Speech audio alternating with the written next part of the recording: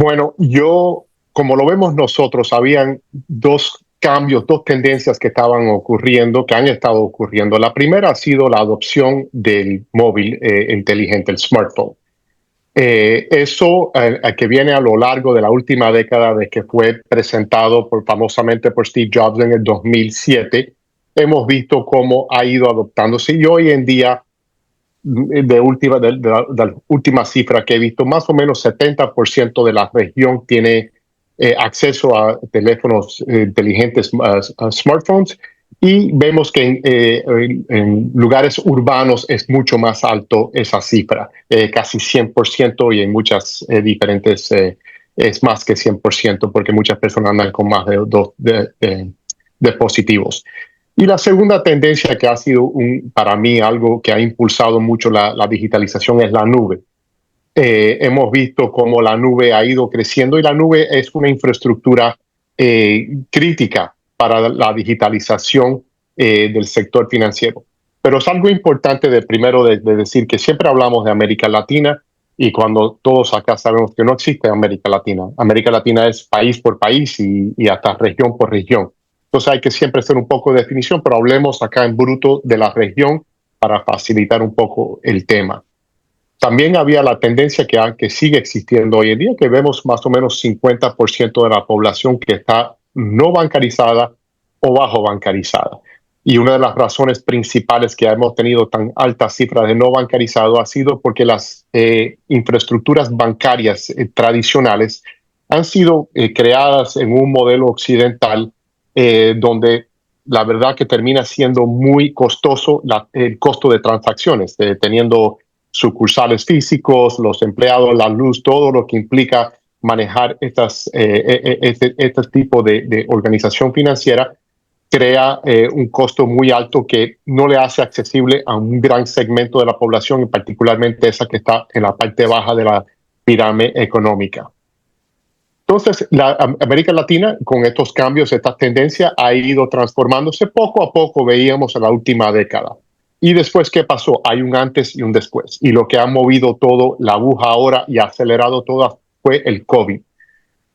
Cuando el COVID llegó, que no permitía que las personas pudieran ir físicamente a las sucursales, que es lo que vimos, muchos de los gobiernos distribuyendo ayuda a la población por banca digital. Vimos cifras de un aumento impresionante de personas bancarizadas digitalmente. Y en el interín del tiempo que tuvieron el COVID, muchas personas se acostumbraron y le vieron el valor a lo que es poder tener acceso a servicios digitales, financieros digitales.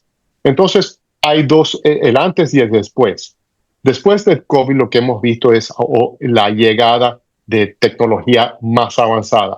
Hemos visto ya la adopción de la inteligencia artificial, que ha caído como un relámpago y está en proceso de transformar muchos aspectos de las operaciones financieras. La inteligencia artificial bueno, no siempre, hace 30 años que existe la inteligencia artificial, pero lo que hemos visto, estos modelos de lenguajes grandes nuevos, que están transformando mucho en el servicio al cliente, y lo que está permitiendo es un nivel de personalización que era imposible de considerar hace una década atrás. Entonces, hemos visto, para resumir acá, los móviles que venían poniéndose una supercomputadora en los bolsillos de todos los ciudadanos de la región, la nube, que creó una infraestructura tecnológica que ha permitido acelerar mucho de los avances que hemos visto.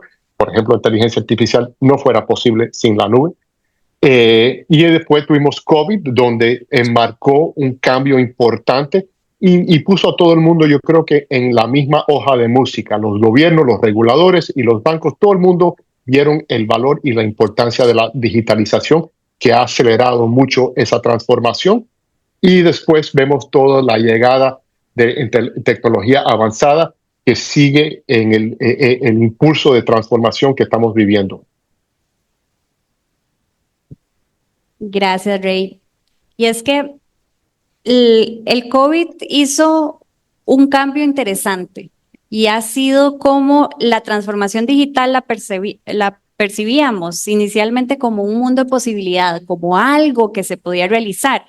Sin embargo, el COVID lo pasó a la etapa donde es una necesidad, donde no había otra opción. Y pues sí, tuvimos que acelerar ese proceso de digitalización, que en realidad pues lo hicimos bastante bien, sin embargo, podemos hacerlo mejor. Y más ahora que estamos, como bien lo mencionaba Ray, en esta etapa de aceleración de esta digitalización con todas las nuevas tecnologías emergentes.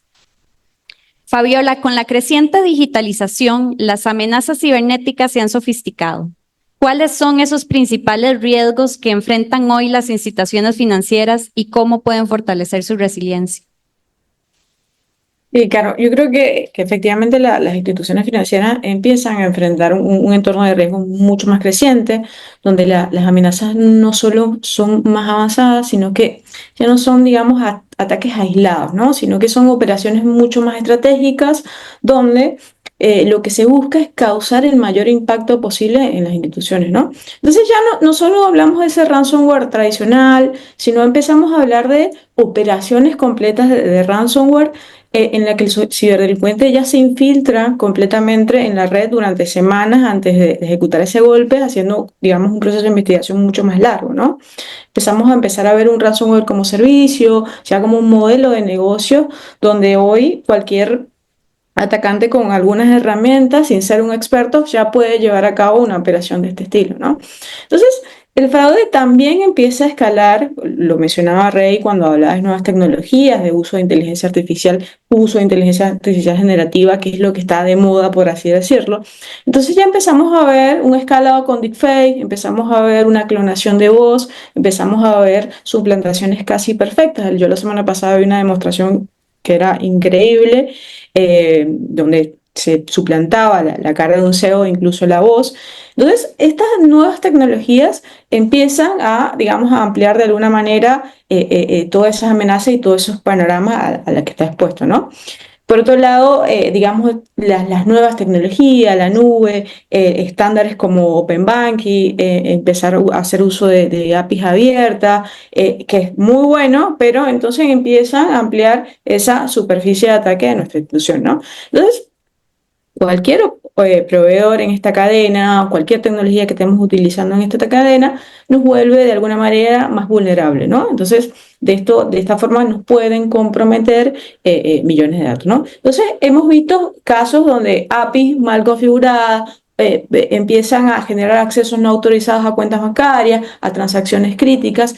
Entonces, si pensamos en todo este escenario y decimos, bueno, necesitamos fortalecer nuestra resiliencia, la banca no puede limitarse solo a reaccionar, ¿no? Entonces las instituciones en sí deben pensar en anticiparse ante este tipo de escenarios. Entonces yo creo que la clave, lo vengo viendo en varias charlas y lo vengo conversando con varios clientes, que la clave es ir hacia ese enfoque Zero Trust, donde yo tengo también un monitoreo continuo, donde yo empiezo a tener una respuesta automatizada con ese modelo también, que busque dar una respuesta más automatizada en tiempo real, que busque limitar los privilegios de acceso en una arquitectura de este tipo. Otro punto para la resiliencia está asociado, por ejemplo, a la velocidad. Es crucial yo reaccionar mucho más rápido. Una detección tardía, por ejemplo, convierte cualquier ciberincidente en una crisis de una forma rápida. Entonces, pensar en resiliencia en sí ante este panorama, digamos, que estamos enfrentando, es pensar en que decir, bueno, no solo adquiero tecnología, sino también tengo que tener, digamos, una estrategia integral donde la seguridad se incorpore en cada proceso, ¿no? Las instituciones, digamos, financieras que logren no solo proteger mejor, sino que busquen fortalecer la confianza en sus clientes dando, digamos, tecnologías por ciberseguridad por diseño, de forma segura, que seguramente ahora vamos a estar empleando un poco más, ¿no?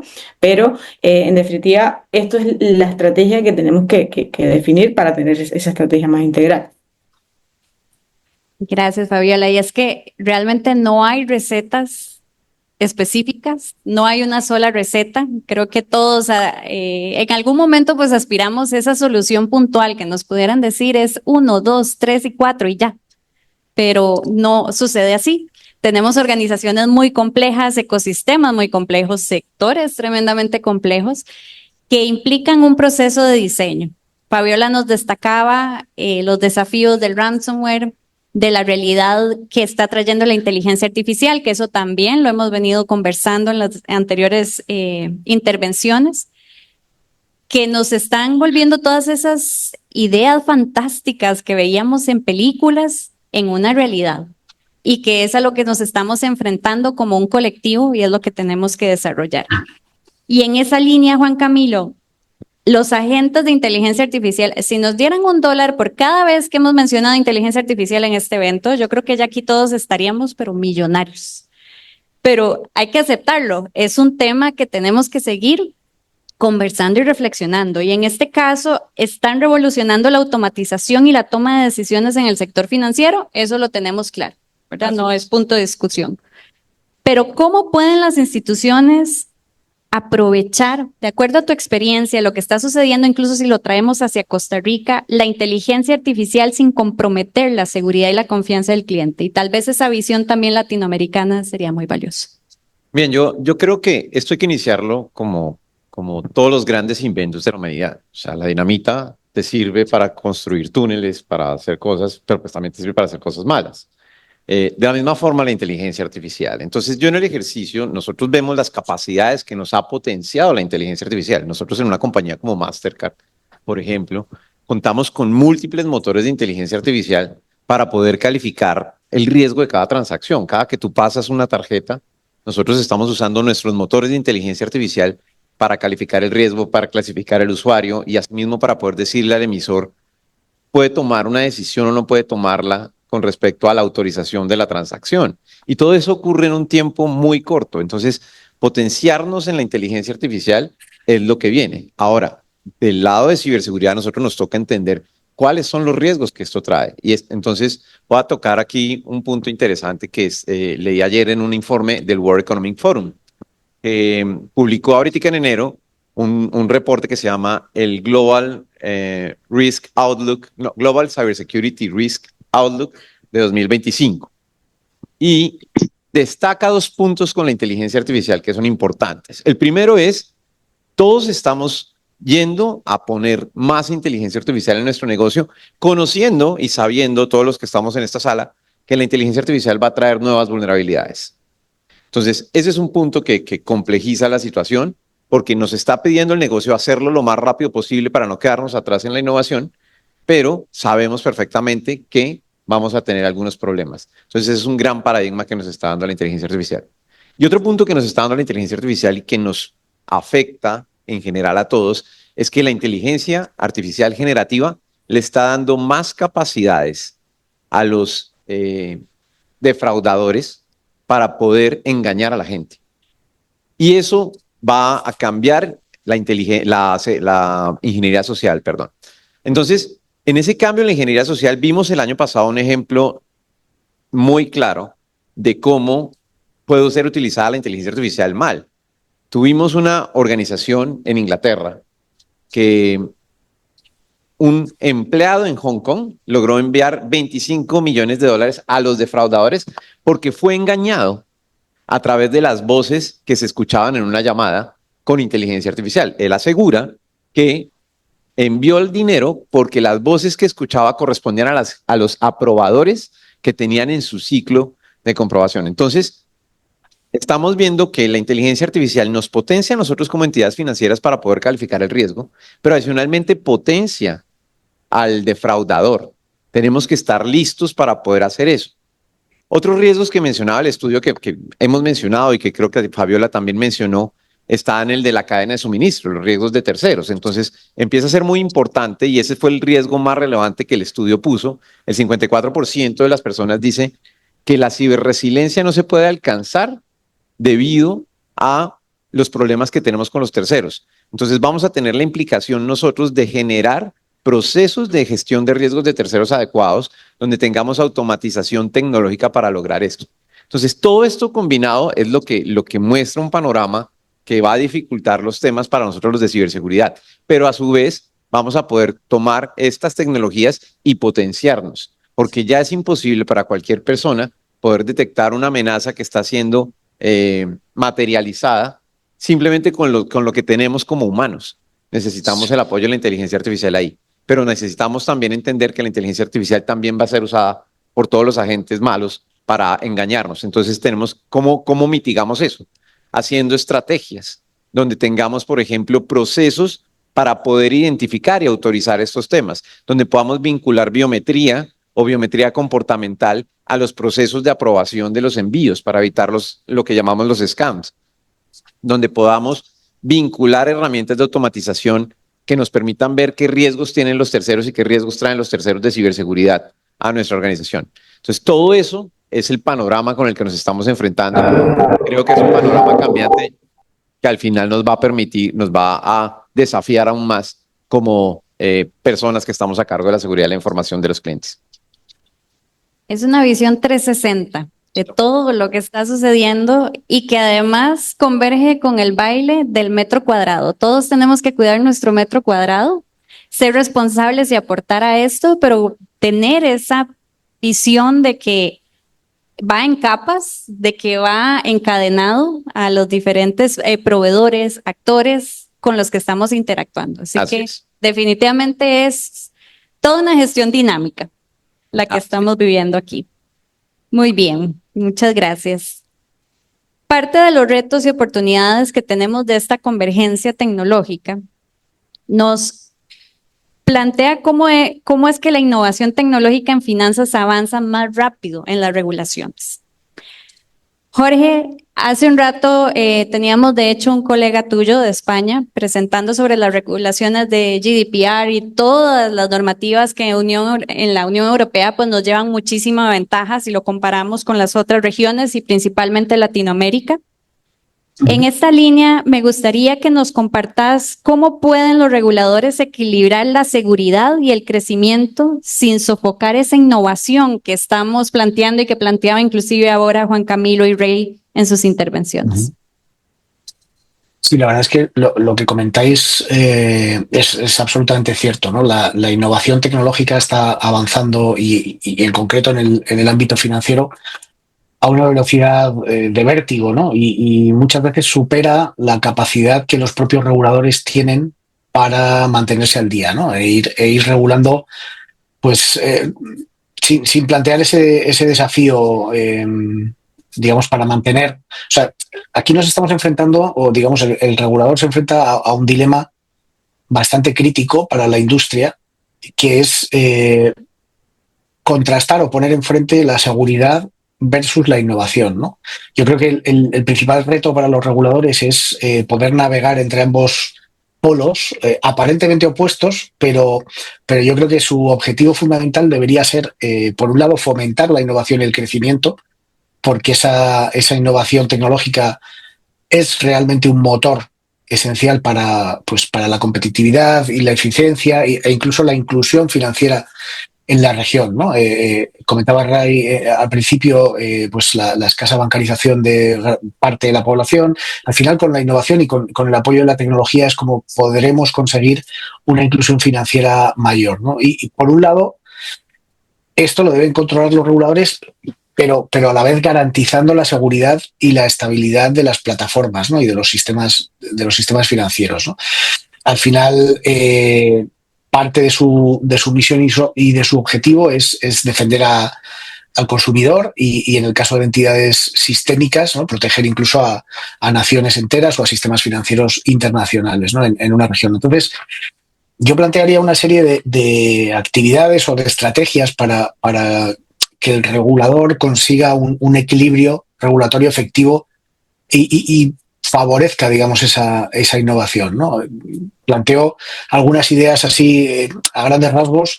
La primera sería regular de una forma más general, es decir, una regulación no tan detallada, no basada en unas reglas prescriptivas, sino en principios generales, ¿no? Por ejemplo, definir unos objetivos regulatorios claros que por supuesto favorezcan la protección al consumidor, la integridad del mercado, la estabilidad financiera y demás, pero flexible y ágil, ¿no? Adaptándose a las nuevas tecnologías que efectivamente van llegando pues a un ritmo increíble, ¿no? Hace unos años, hace una década aproximadamente se empezó a utilizar ya con cierta con cierta intensidad tecnologías en nube, luego aparecieron servicios financieros basados en tecnologías de blockchain, ahora estamos todos con esta moda, ¿no? Como comentaba antes Fabiola, ¿no? De la inteligencia artificial generativa, se están creando muchos servicios financieros basados en esta tecnología y al final, bueno, el regulador debería ser lo suficientemente flexible para adaptarse a estas tecnologías.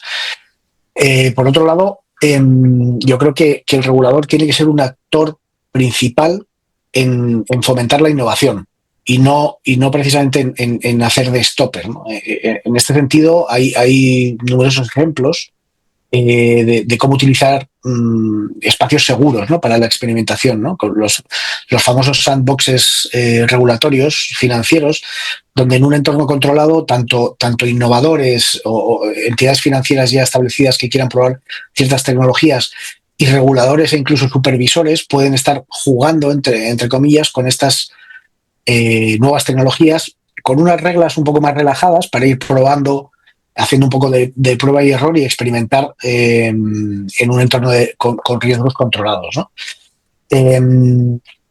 Por supuesto, este enfoque regulatorio tiene que estar basado en los riesgos verdaderos a los que se puede enfrentar un sistema financiero, digamos, aplicado a una tecnología concreta y, sobre todo, regular de una forma proporcional, ¿no? Yo creo que la regulación extrema al final sí que termina siendo un desacelerador de la innovación. Para ello yo creo que es fundamental la colaboración constante y el feedback continuo y el diálogo, ¿no? Entre reguladores, innovadores, la industria, asociaciones bancarias, etcétera. Una comunicación bidireccional. En ese sentido, yo creo que la publicación de borradores y las preguntas para comentarios, ¿no? en determinadas regulaciones, determinadas normativas, antes de que sean oficiales, ¿no? y que los principales actores de la industria colaboren a la hora de crear estos documentos que al final se traducen en normas, pues es fundamental, ¿no? Y luego el último punto que sí destacaría, y en este caso con la doble visión, ¿no? Soy responsable de la región de Latinoamérica, pero estoy basado en España, con lo cual tengo visión también de lo que ocurre en Europa. Creo que es fundamental una cooperación internacional y sobre todo una armonización regulatoria entre los distintos países, incluso, bueno, en este caso la Unión Europea, con Estados Unidos, con Latinoamérica. Al final, las empresas que nacen en un entorno digital como el que estamos comentando, véase las fintech y demás, nacen con un carácter global, ¿no? Entonces, es muy complicado para pequeñas empresas que están empezando, incluso para entidades ya financieras maduras que quizá quieren extenderse en otras regiones, el estar luchando y adaptándose a distintas regulaciones, ¿no? Entonces, yo creo que esa armonización también puede ser un catalizador para la innovación en general. Gracias, Jorge. Se me perdió el botón del micrófono, qué pena. Bueno, vean qué interesante la oportunidad que nos da la digitalización y toda esta transformación que hemos vivido en este siglo, de empezar a combinar esos términos que parece que no van, como es la regulación con la innovación. Y que al fin y al cabo, como bien lo mencionaba Jorge, sí hay ciertos componentes o ingredientes a una receta para que esos dos conceptos convivan y puedan construirse. La comunicación, la cooperación internacional, el tener ese espacio seguro como son los sandboxes para poder idear soluciones porque estamos enfrentándonos a novedades, a algo que no existía antes. No podemos ser tampoco exigentes con nuestras regulaciones y normativas porque no nos podemos imaginar absolutamente todo lo que viene al futuro. Y llevamos ya varias décadas, desde el siglo pasado, haciendo frente a estas transformaciones, a cómo podemos ir avanzando en esta innovación y empezando a imaginar ese mundo donde los reguladores innovan, las leyes parten de un proceso de diseño e innovación, que el desarrollo del software viene seguro por diseño. Vean que son conceptos que llevan intrínseco el pensamiento creativo. Eso es algo que la inteligencia artificial no va a poder hacer por nosotros solos. Nosotros podemos crear este mundo de posibilidades y sobre todo hacerle frente a todos esos riesgos que nos presentaba Fabiola ahora, hace un rato. Bien, para continuar con las consultas y vean cómo hemos avanzado, se me ha ido el tiempo volando. Esta pregunta que voy a hacer ahora se la voy a dirigir a Juan Camilo y a Fabiola. Y dice así: si pudieran identificar una estrategia clave para que las instituciones financieras naveguen con éxito este momento de transformación tecnológica, y eso que decía yo ahora al inicio, no hay recetas, pero si podemos por lo menos compartir alguna de esas experiencias, ¿cuál sería? Fabiola, te cedo la palabra de primero. Gracias, Carolina. Yo creo que las instituciones financieras tienen que entender que la clave no es solo adoptar nuevas tecnologías, sino hacer esa adopción de una forma más segura, hacer esa adopción de una forma más ágil, centrada en la confianza del cliente, ¿no? Hoy la institución más competitiva es la que integra seguridad y experiencia sin comprometer ninguna de las dos, ¿no? Es cuidar la experiencia del cliente, ¿no? Y por ahí lo decía Jorge, la innovación también tiene que venir de la mano con una estrategia de datos inteligentes que no solo de alguna manera protege la información, sino que también la aproveche para ofrecer servicios mucho más personalizados, mucho más eficientes, ¿no? Además, contar con una arquitectura tecnológica que sea flexible, que sea segura. Empezamos a ver Open Banking, empezamos a ver APIs, bancas como servicio, que sí, si bien sí son grandes oportunidades, pero no funcionarán si realmente no se diseñan con principios de seguridad, lo dijiste Carolina hace unos minutos, desde ese inicio, ¿no? Entonces, al final, ese éxito tiene que ver con lograr ese equilibrio entre esa innovación, entre ese crecimiento y esa resiliencia digital de alguna manera, ¿no? Entonces, no se trata de innovar por innovar, sino también de hacerlo con cierto propósito y con cierta seguridad para que esa banca del futuro o esas instituciones financieras del futuro puedan ofrecer esa confianza como su mayor diferenciador, ¿no? Gracias, Fabiola. Juan Camilo, ¿cuál sería tu estrategia? Pues mira que no hay una receta única, pero vamos a coincidir en muchos puntos con Fabiola. Yo creo que el ejercicio que se tiene que hacer es el entendimiento de que se tiene que tener una adopción segura. ¿A qué me refiero? Que las áreas de negocio entiendan que sí, la adopción de la innovación hay que hacerla, pero hay que hacerla con seguridad. Es decir, yo tengo que hacer un análisis de todos los riesgos posibles que pueda tener esta innovación para la seguridad de la información, para la reputación organizacional, etcétera, y con base en eso, meter a los equipos de ciberseguridad desde temprano en el diseño, que eso es una de las cosas que ha carecido, que ha faltado en el tiempo. Si analizamos lo que nos pasó cuando nació la nube, empezaron a aparecer infraestructuras alternas donde no se había hecho una revisión de riesgos en general por parte de los equipos de ciberseguridad, porque los de innovación salían y contrataban una organización que venía y les ofrecía algo y tranquilo, yo se lo monto en la nube, usted no tiene que meter a la gente de seguridad ni nada, eso está seguro. Y entonces comprometíamos la seguridad de la información por esas ideas. Ahora, ¿por qué no los meten? ¿Por qué no nos meten normalmente a los de ciberseguridad? Porque nos ven como bloqueos en el camino de la innovación. Porque hemos sido los de ciberseguridad, muy propensos en el tiempo a querer bloquear, a lo más rápido y lo más fácil para prevenir el riesgo es no entrar ahí, pero lo que tenemos que hacer es ser catalizadores del negocio, es decir, poder entender que tenemos que flexibilizar un poco la posición de bloqueo y buscar tecnologías que nos permitan hacer un análisis de los datos que necesitamos para brindar seguridad, pero que no interfiera con la experiencia del usuario. En Mastercard nos estamos especializando particularmente en eso, en generar tecnologías de ciberseguridad que permitan no friccionar al usuario.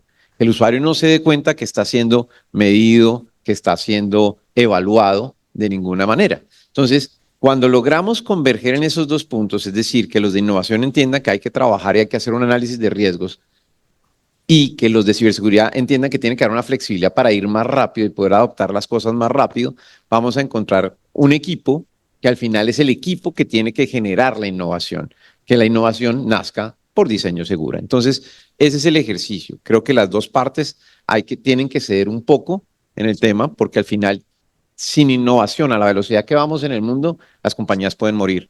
Pero sin ciberseguridad y sin los análisis de riesgos de seguridad necesarios, las organizaciones también pueden morir, porque pueden ser víctimas de un ataque que los lleve a perder toda su reputación y al final que la gente no trance en lo que estamos desarrollando. Entonces es un ejercicio de ceder y de trabajar en equipo. Es como un baile, Juan Camilo.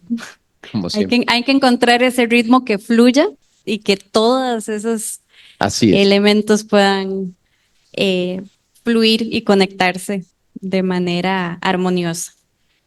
Bien, continuando con la innovación, hablábamos de cómo el concepto de innovación y regulación lo vemos como opuestos, ¿verdad? Como en casi dos esquinas de un ring.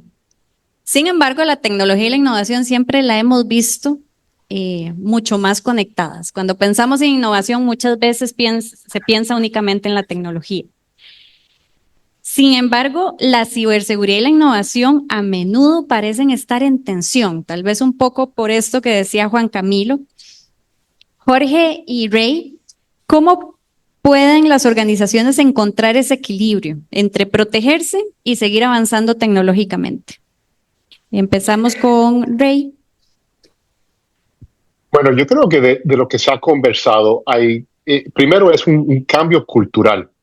Yo creo que requiere que las organizaciones financieras empiecen a mirar el tema de innovación, el tema de tecnología, el tema de ciberseguridad estratégicamente. Anteriormente había la oficina de ciberseguridad, el equipo, el CISO y el equipo que manejaba el tema y el trabajo de ellos era aliado a proteger a la institución financiera. Y el equipo de tecnología estaban ahí para facilitar y asegurarse que nada iba a estar, que no hubiera ningún problema con la plataforma tecnológica. Y después estaba el negocio que estaba dirigiendo el camino de la institución como negocio. Y creo que hay que verlo de una manera integrada, y esto es liderazgo, esto ver culturalmente, donde están todos sentados en la mesa principal, y el tema de ciberseguridad no es un reto como un tema un tema aislado, sino un tema central, porque si hay falta de confianza en la institución, bueno, no va a funcionar como institución financiera. Entonces, todo es una integración cultural donde el liderazgo lo está viendo todo estratégicamente y tiene a todo el mundo sentado en la mesa, participando y trabajando en conjunto.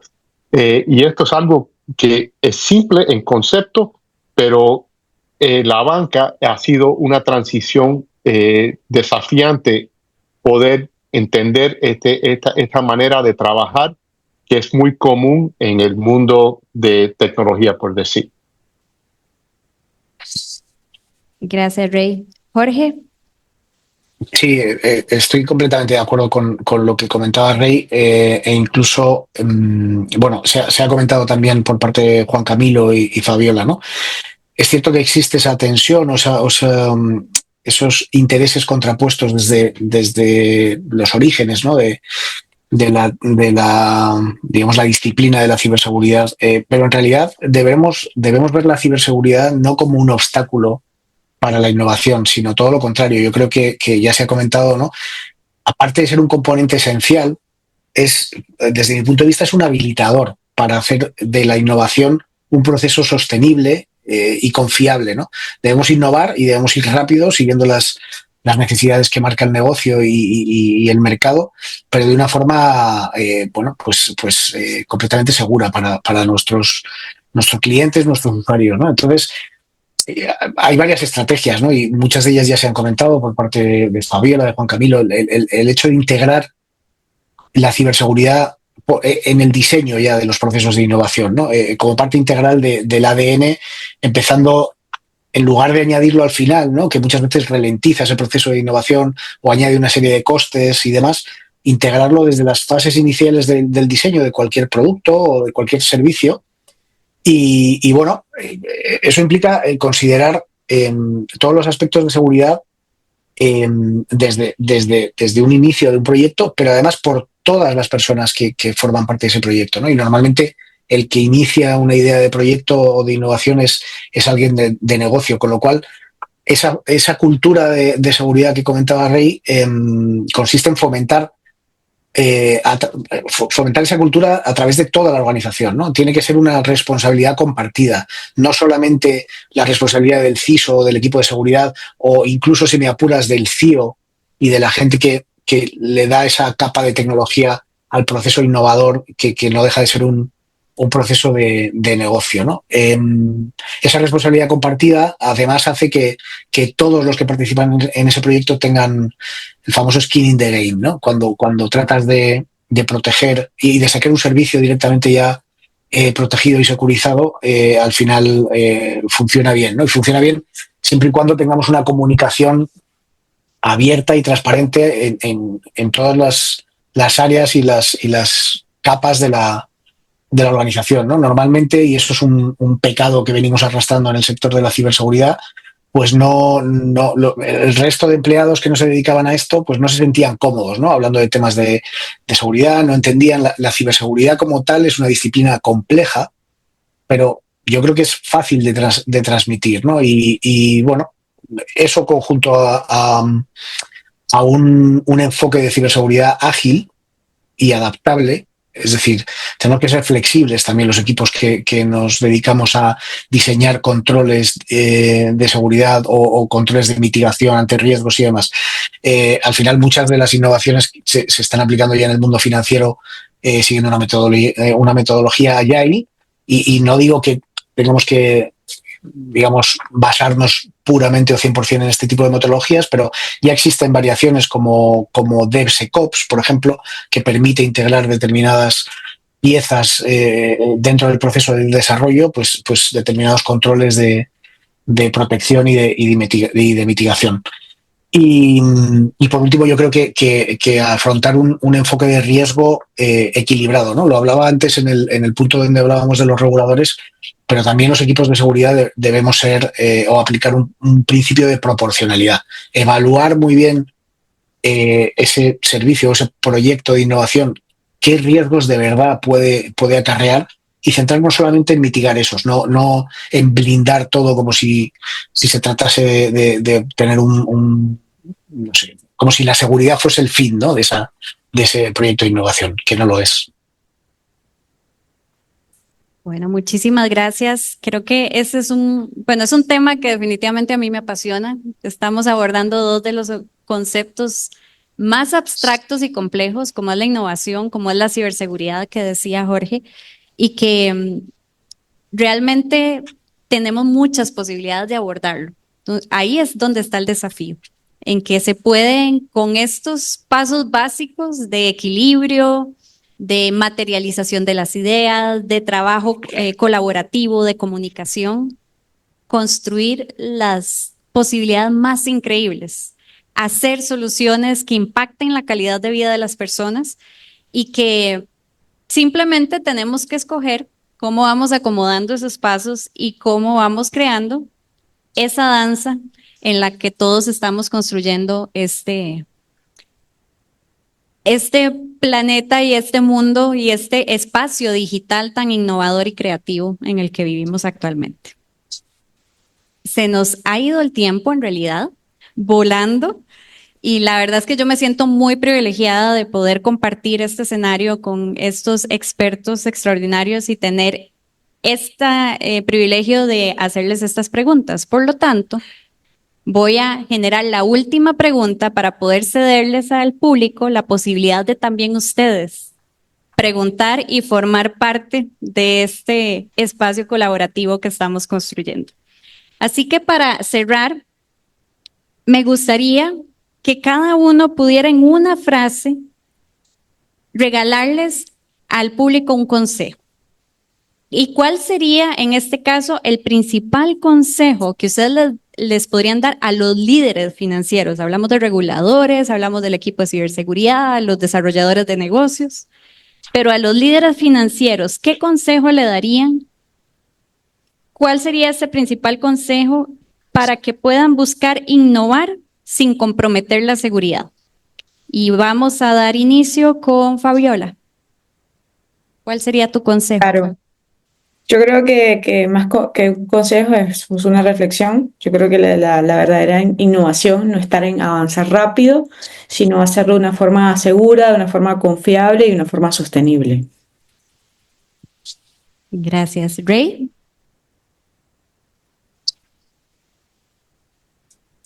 Estás en mi red. Disculpen. Yo diría que el futuro financiero pertenece a esos que pueden lograr equilibrar innovación y confianza. Y en un mundo hiperconectado, creo que el reto no es solo adaptarse, sino hacerlo de manera resiliente y estratégica. Gracias, Ray. ¿Y Jorge? ¿Cuál sería tu consejo? Pues yo creo que estos líderes financieros que comentas al final están muy acostumbrados a la gestión de riesgos, ¿no? Porque al final una entidad financiera o un banco es experto en gestión de riesgos de deuda, crediticios, de mora, etcétera. Eso lo entienden muy bien. Pues que consideren la seguridad como una gestión de riesgos tecnológicos y que lo vean como una ayuda, como un habilitador para el negocio, ¿no? Que inviten a sus CISOs a hablar al board, porque al final eh, el board entiende de riesgos y entiende de números. Probablemente no entienda de amenazas sofisticadas y de todas estas terminologías complicadas que utilizamos en ciberseguridad, porque no es su papel. Pero al final la ciberseguridad ayuda a que el negocio minimice los riesgos y por tanto sea mucho más efectivo. Bueno, muchísimas gracias, Jorge. Juan Camilo, tu consejo. Mi consejo es trabajo en equipo. La última responsabilidad de cuidar la información es del CEO, pero cada uno de nosotros tiene su responsabilidad. Entonces, la innovación en equipo incluye que no sea solo el equipo innovador el que se sienta a pensar las ideas, etcétera, y a tratar de materializarlas, sino que tiene que vincular a los equipos de cyber para que les digan, esta idea tiene riesgos, estos riesgos son los que yo veo, entonces trabajemos para mitigarlos y que el producto nazca de forma segura. Entonces, para mí, el tema de fondo siempre es trabajo en equipo. Muy bien, muchísimas gracias. Y bueno, muy bien. Les habilito el espacio ahora al público, aprovechando que tenemos estos expertos, a que puedan realizar sus preguntas con toda confianza. Recuerden que ese es el concepto básico de este espacio, poder construir en conjunto.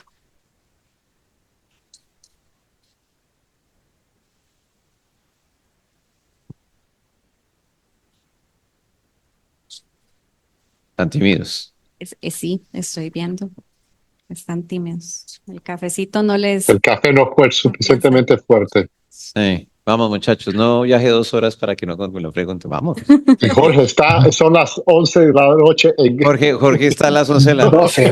12 de la noche, ya, por favor, hay que ir a dormir. Sí, o hacen la pregunta rápido o me duermo aquí. Jorge se nos duerme si no le hacemos una pregunta. Sí, por favor. Sí. No, la timidez les pudo. Muchachos, ¿qué pasa? Todavía, bueno, allá tenemos a la valiente. Muy bien. Muy bien. ¿Alguien le acerca el micrófono? Si le pueden acercar el micrófono, por favor. ¿Tienes micrófono?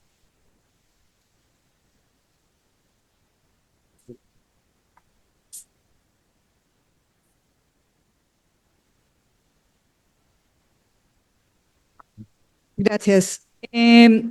La pregunta es, ¿qué prevén en tendencia regulatoria haciendo una lectura de lo que está sucediendo en Norteamérica?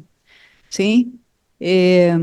Venía una línea de mucha regulación, pero de repente no viene tanta regulación. O, no sé. Entonces, para eso es la pregunta para los expertos. ¿Qué ven? ¿Qué prevén que estos cambios que están sucediendo en el norte nos afecten? Porque finalmente a este lado del mundo terminamos haciendo adopciones mezcladas. Entonces, ¿qué va a pasar con nosotros? ¿Quién desea dar inicio a darle la respuesta? Bueno, puedo empezar yo con un breve comentario. Yo creo que aún es pronto para ver verdaderamente el impacto que puede tener en la regulación el cambio de gobierno en Estados Unidos. Bueno, sabemos cómo ha empezado, haciendo un montón de de órdenes, ¿no? Y demás, pero que muchas de ellas probablemente, como pasó en la anterior legislatura, pues no lleguen a buen puerto, ¿no? O a su fin. Verdaderamente es un poco misterio, ¿no? Es cierto que el espíritu, digamos, de esta nueva administración norteamericana está en desregular. Eso es evidente y por lo menos eso se ha ido prometiendo, pero luego yo creo que debemos esperar unos meses para ver si verdaderamente va a terminar calando ese mensaje, ¿no? Por supuesto, si eso termina siendo así, efectivamente yo creo que en el resto del continente americano, al final efectivamente muchas veces se transponen, ¿no? Tanto regulaciones norteamericanas como algunas europeas, como la GDPR, etcétera. Y entonces tendrá también, yo auguro que si eso verdaderamente ocurre en Estados Unidos, pues tendrá cierto impacto, en este caso desregulatorio, ¿no? O minimizando esa hiperregulación que podía estar existiendo anteriormente. Pero hay que esperar. Vale. Sí, yo coincido con la mirada de Jorge. Yo creo que va a ser más, que hay que esperar, pero va hacia un enfoque mucho más flexible, orientado al sector privado. Yo creo que incluso va a haber menor intervención federal y más autonomía para cada país que pueda decidir su marco regulatorio sin la influencia tanto de Estados Unidos. Pero creo que es muy pronto. Pero también tengo esa misma mirada. Estoy de acuerdo con lo que está diciendo Fabiola. Yo creo que la posición de Donald Trump mandó unas señales interesantes. El tener detrás a Musk, a Bezos, a Zuckerberg. Va a haber una flexibilización en pro de la empresa privada. Sin embargo, la regulación es la respuesta a problemas que se van generando. Entonces, al final, en el ejercicio, lo que va a terminar pasando en el corto plazo es que vamos a empezar a ver problemas con esa flexibilización que posiblemente se dé y, la respuesta va a ser los reguladores generando nuevas leyes y nuevos controles para cerrarlo. Entonces, yo creo que es parte del ciclo. Lo que yo veo más es el movimiento pendular típico de las cosas, entonces hay que esperar a ver qué viene.